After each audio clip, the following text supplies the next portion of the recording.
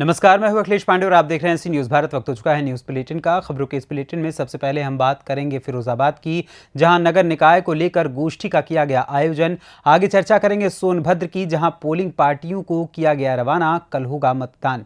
साथ ही बात होगी उन्नाव की, जहां आरोपित की पत्नी ने एसपी से लगाई न्याय की गुहार। और भी तमाम खबरों पर आइए विस्तार से करते हैं चर्चा। खबर यूपी के बलिया से है, जहां चुनावी ड्यूटी में लगे कर्मचारियों के बीच उस वक्त हड़कंप मच गया जब एक शिक्षिका का मासूम बच्चा अचानक गायब हो गया। दरअसल 11 मई को होने वाले बलिया में मतगणना को लेकर बड़ी संख्या में शिक्षकों और शिक्षिकाओं की ड्यूटी लगी है। बुधवार को चुनाव सामग्री के साथ चयनित बूथों पर उन्हें भेजा जा रहा था। इसी दौरान प्राथमिक विद्यालय की शिक्षिका नूतन अपने मासूम बच्चे को लेकर पहुंची थी, जहां उनका बच्चा अचानक भीड़ में लापता हो गया। आसपास के लोगों और परिजन द्वारा बच्चे की खोजबीन करने पर बड़ी मशक्कत के बाद बच्चा बरामद किया गया, तब शिक्षिका की जान में जान आई। वहीं चुनावी ड्यूटी में विवाहिता महिला कर्मचारियों के सामने अनेक प्रकार की समस्या देखने को मिली। चिलचिलाती धूप में मासूम बच्चे को लेकर चुनावी ड्यूटी करने को मजबूर दिखी। मैडम, अब पहले तो आप अपने नाम के साथ परिचय बताइए। मेरा नाम नूतन है। मैं प्राथमिक विद्यालय नगरा क्षेत्र। अभी थोड़ी देर पहले सुनने में आया था कि एक बच्चा है जिसको आप लेकर आई थी, इलेक्शन ड्यूटी में आपका लगा हुआ है ड्यूटी, और वो बच्चा कहीं खो गया था। क्या मामला था पूरा, थोड़ा सा विस्तार में बताइए। बच्चे को रो रहा था, ढूंढना पड़ा इधर उधर। कहाँ मिला है बच्चा? यहीं थोड़े दूर पास ही मिल गया। मतलब ऐसी क्या परेशानी आई कि आप भीड़ में थी, बच्चे गुम हो गए थे किसी भीड़ में। नहीं, सोचने वाली बात यह है कि आपकी ड्यूटी लगी है और बच्चे को आप लेकर आई हैं यहाँ पे। ऐसी क्या मजबूरी थी कि आपको बच्चे को लेके आना पड़ा? बच्चा भी नमा कर रहेगा नहीं, छोटा है, बड़ा रहता तो रह जाता है। एक बार बच्चे को गोद में लीजिए, दिखाइए जरा। ये बेटा नहीं रोते। बलिया से सी न्यूज़ संवाददाता श्री कृष्ण तिवारी की रिपोर्ट। खबर फिरोजाबाद से है, जहां नगर निकाय चुनाव की मतगणना के दृष्टिगत समस्त पार्टी प्रत्याशियों एवं सहयोगियों संघ द्वारा गोष्ठी का आयोजन किया गया। गोष्ठी के दौरान जिलाधिकारी रवि रंजन, वरिष्ठ पुलिस अधीक्षक आशीष तिवारी के द्वारा दी गई जानकारी में बताया गया कि चुनाव आयोग द्वारा दिए गए निर्देशों के क्रम में मतगणना के दिन 5 मतगणना केंद्रों पर पुलिस एवं प्रशासन के 4000 कर्मियों की ड्यूटी लगाई गई है। समस्त जनपद को जोन एवं सेक्टर में बांटकर 3 स्तरीय सुरक्षा व्यवस्था के पुख्ता इंतजाम किए गए हैं। साथ ही साथ चप्पे चप्पे पर विशेषज्ञों की टीम द्वारा सीसीटीवी एवं ड्रोन कैमरे द्वारा विशेष निगरानी रखी जाएगी। ऐसे में आइए जानते हैं कि अधिकारियों ने क्या कुछ कहा। देखिए, आगामी जो काउंटिंग है नगर निकाय चुनाव की, उसको लेकर आज हमारे सभी कंटेस्टिंग कैंडिडेट्स और उनके प्रतिनिधियों के साथ एक मीटिंग हुई है, जिसमें जो काउंटिंग को लेकर जिला प्रशासन की तरफ से जो अरेंजमेंट्स किए जा रहे हैं सभी काउंटिंग सेंटर्स पे, उसके बारे में बताया गया है। जो माननीय आयोग के निर्देश हैं उसके बारे में बताया गया है, और जो सुरक्षा व्यवस्था है उसके बारे में भी ब्रीफ किया गया है। और जो इनसे अपेक्षाएँ हैं, माननीय आयोग के जो निर्देश इनको पालन करने हैं, शांति व्यवस्था और कानून व्यवस्था के दृष्टिगत जो जनपद में धारा 144 लगी है उसके दृष्टिगत जो निर्देश मिले हैं उसके बारे में इनको निर्देशित किया गया है, और इनकी भी समस्याओं को सुना गया है।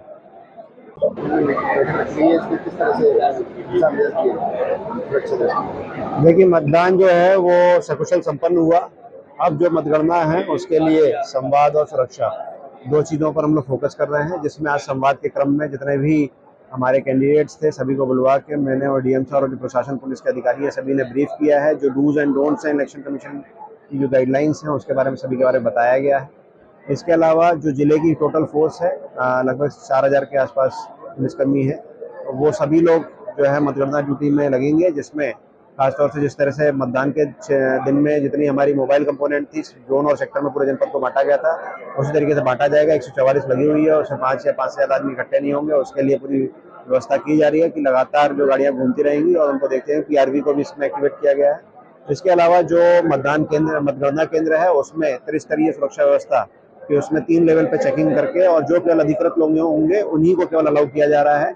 इसके अलावा जो अधिकृत लोग नहीं है वो 5 किलोमीटर के क्षेत्र में, मतगणना के जो 5 किलोमीटर के क्षेत्र में उनको अलाउ नहीं किया जाएगा। इसके लिए भी सभी लोगों को बताया गया। जो उनकी कुछ समस्याएं थी पानी वगैरह की, उसके बारे में भी उसका भी निराकरण किया गया है।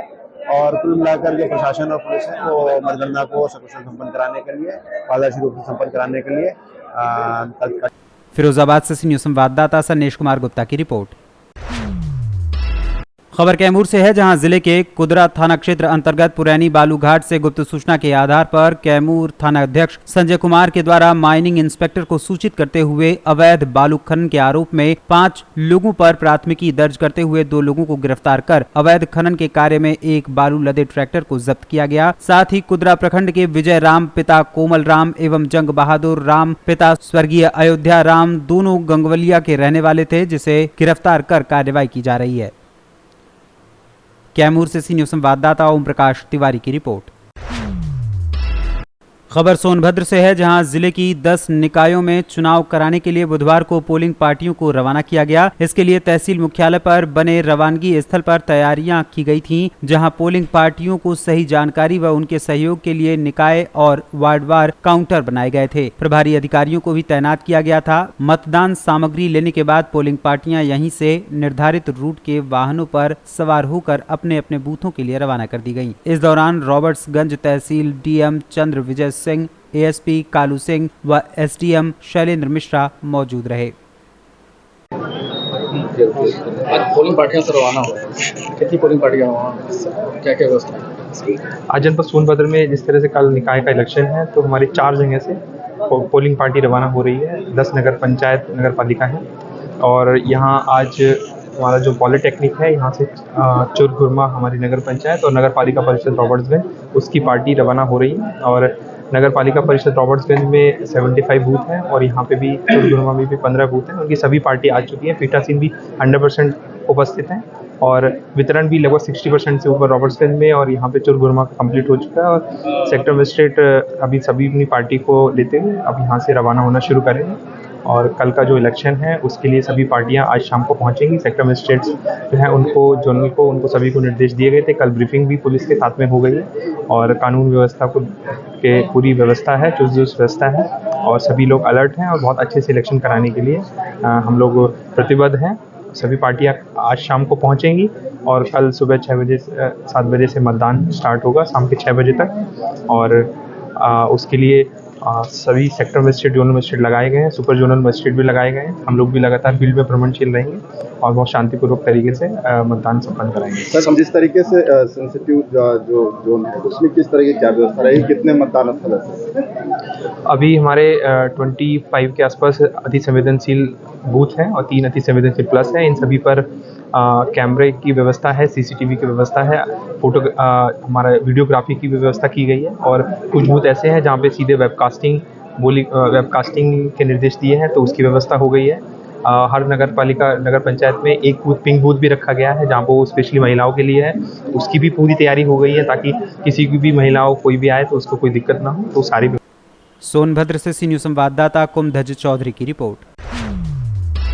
खबर उन्नाव से है, जहां गंगा घाट कोतवाली क्षेत्र के चंपापुरवा में मतदान के दिन बीजेपी प्रत्याशी व निर्दलीय प्रत्याशी के बीच किसी बात को लेकर झगड़ा हो गया था। मौके पर पहुंची पुलिस ने झगड़े को शांत कराकर घायलों को इलाज के लिए जिला अस्पताल में भर्ती करवाया था। वहीं आरोपियों को गिरफ्तार कर जेल भेज दिया गया था। क्या नाम है आपका? साधनानी साहब।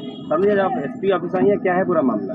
मेरा मामला ये है कि 4 तारीख को हमारे यहाँ चुनाव पोलिंग हुई थी, जिसमें कि हम चुनाव लड़ रहे थे निर्दलीय से, जिसमें विवाद हुआ बीरबल गुजराती से। बीरबल गुजराती जो हिस्ट्री सीटर वो माफिया, वो हर बार हर चुनाव में आके हमको परेशान करता है, हमारे पति को और हमको, जबकि पूरी मारपीट की वारदात उसी के साथ हुई, उसी ने किया और हमारे सभी लोगों को, हमको भी बहुत चोटें आई। मतलब जिस तरीके से हमको उसने बेइज्जत किया, हमारा ब्लाउज भी फाड़ दिया, जबकि हमको बाल पकड़ के बुरी नीयत से गिरा दिया और वो हमको बार बार टॉर्चर कर रहा है, पूरे क्षेत्र में परेशान कर रहा है और ये कह रहा है कि हम जान से मरवा देंगे। आज अब एडिशनल एसपी साहब से मिली है, क्या आश्वासन दिया उन्होंने ये आश्वासन दिया है कि आप परेशान मत होइए, जांच करके आवश्यक कार्रवाई की जाएगी और उनके ऊपर मुकदमा दर्ज होगा। मतदान के दिन एक विवाद हुआ था कोतवाली गंगा क्षेत्र में, आज उसने पक्ष से एप्लीकेशन आई, तो क्या प्राथमिकता दिया गया, आपकी तरफ से क्या कहा? गंगा घाट क्षेत्र में जिस दिन मतदान था उस दिन कुछ दोनों पक्षों में झगड़ा हुआ था। इस मामले में एक पक्ष से एफआईआर दर्ज है। आज दूसरे पक्ष के लोग आए थे यहाँ पर, उनकी बात को सुनकर के जांच के आदेश दिए गए हैं। जांच उपरांत जो बात पाई जाएगी उसके अनुसार विधिक कार्रवाई की जाएगी। उन्नाव से सी न्यूज़ संवाददाता अजय कुमार की रिपोर्ट। खबर सोनकच्छ से है, जहां कोरोना काल में हुई भयंकर त्रासदी के समय ऑक्सीजन की कमी को देखते हुए स्थानीय विधायक पूर्व कैबिनेट मंत्री सज्जन सिंह वर्मा ने उस समय ऑक्सीजन प्लांट को लेकर विधायक निधि से 50 लाख रुपए 10 लाख दवाइयों के लिए देने की घोषणा की थी। शासन की लेट लतीफी के कारण ऑक्सीजन प्लांट 2 साल के बाद नगर को मिला है। बुधवार को पूर्व कैबिनेट मंत्री सज्जन सिंह वर्मा ने 300 LPM की क्षमता वाला ऑक्सीजन जनरेटर प्लांट का लोकार्पण किया। ऐसे में आइए जानते हैं इस दौरान उन्होंने क्या कुछ कहा।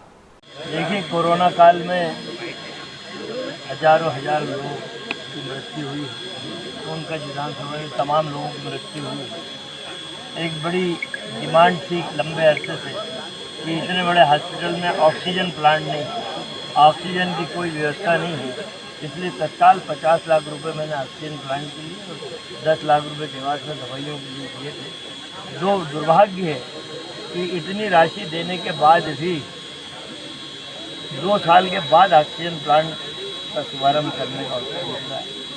2 साल में जाने कितने लोगों को लाभ मिल जाता है जी, उसके समय तैयार हो जाता है। ये भारतीय जनता पार्टी की कार्यशैली है कि जहाँ कांग्रेस का विधायक पैसा दे वहाँ काम नहीं करना, लेकिन फिर भी कुछ किस्मत है हम सोनकच्छ वासी की आज 2 साल बाद ये ऑक्सीजन का प्लांट चालू हुआ।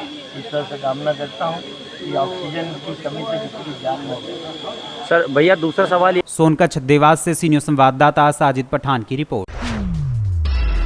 खबर छत्तीसगढ़ के सरगुजा से है, जहां कांग्रेस ने छत्तीसगढ़ की माताओं और बहनों से पूर्ण शराबबंदी का वादा अपने घोषणा पत्र में किया था, किंतु छत्तीसगढ़ की जनता से किए गए अपने वादों को पूरी तरीके से निभाने में विफल रहने के कारण वो नित्य नए घोटालों के माध्यम से जनता व राज्य दोनों के हितों को छलने का काम कर रही है, जिसके परिणाम स्वरूप छत्तीसगढ़ की कांग्रेस सरकार के 2000 करोड़ के शराब घोटाले को लेकर भारतीय जनता पार्टी मंडल बतौली के द्वारा मुख्यमंत्री भूपेश बघेल व उनके सहयोगी आबकारी मंत्री कवासी लखमा का पुतला दहन कर रोष जाहिर किया गया। इस दौरान जिला भाजपा महामंत्री देवनाथ सिंह, मंडल प्रभारी रोशन गुप्ता समेत कार्यकर्ता उपस्थित रहे। सरगुजा से सी न्यूज़ संवाददाता रिंकू सोनी की रिपोर्ट। फिलहाल के लिए इस न्यूज़ बुलेटिन में बस इतना ही। देश दुनिया की तमाम खबरों के लिए देखते रहें सी न्यूज़ भारत। हर खबर आपके साथ, आपके हाथ।